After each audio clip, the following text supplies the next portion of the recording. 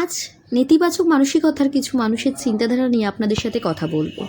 কিছু মানুষ মনে করেন বিয়ে করে নিলেই বুঝি একটা ছেলে বা মেয়ের জীবনে সফল হওয়ার বা কিছু করে দেখানোর ইচ্ছা শেষ হয়ে যায়। আবার অনেকে মনে করেন বিয়ে না করলেই সফলতা পাওয়া যায়। কিন্তু আমার মনে হয় সফলতা পাওয়ার জন্য বিয়ে হয়েছে কিনা সেটা গুরুত্বপূর্ণ নয়, বরং নিজের লক্ষ্যকে ঠিক রেখে চেষ্টা করে নিজের সফলতা অর্জন করতে পারাটাই আসল লক্ষ্য। সফলতার সংজ্ঞা সবার কাছে একরকম নয়। কেউ মনে করেন বিয়ে করে একজন ভালো মা বাবা হয়ে নিজের সন্তানকে মানুষের মতন মানুষ করে তুলবে, আবার কেউ মনে করেন এটি ভালো চাকরি বা ব্যবসা করে বাবা মা ও পরিবারের পাশে দাঁড়াবে।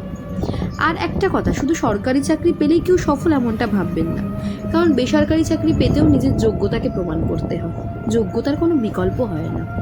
এইবার বলি সেই নেতিবাচক মানসিকতার কিছু মানুষের কথা, যারা নিজের জীবনে হয়তো কাঙ্ক্ষিত সফলতা অর্জন করতে পারেননি, তাই অন্যের সফলতা থেকে সমালোচনা করেন, ছোট করার চেষ্টা করেন বা নিরুৎসাহিত করেন। কিন্তু অন্যের সাফল্য নিয়ে সমালোচনা না করে নিজের লক্ষ্যকে নিয়ে এগিয়ে যাওয়াটাই সবচেয়ে বড় কাজ। সবাই ভালো থাকুন, ইতিবাচক চিন্তা করুন এবং নিজের স্বপ্ন পূরণের জন্য চেষ্টা চালিয়ে যান। আপনাদের এই বিষয়ে কি মতামত? কমেন্টে অবশ্যই জানাবেন। ভালো লাগলে ভিডিওটা লাইক ও শেয়ার করবেন।